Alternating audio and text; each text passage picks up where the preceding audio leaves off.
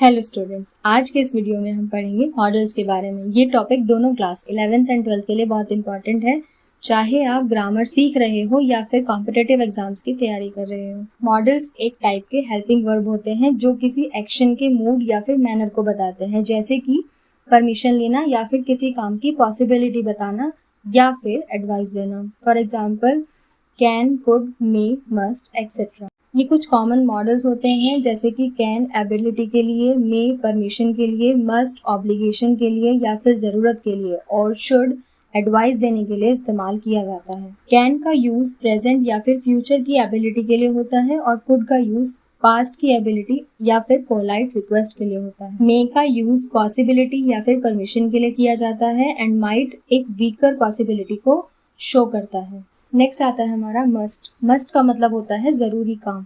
Have to का मतलब होता है किसी रूल या फिर सिचुएशन की वजह से आपको वो काम करना ही पड़ेगा। शैल ज़्यादा फॉर्मल होता है और इसका हम इस्तेमाल सजेशंस के लिए करते हैं।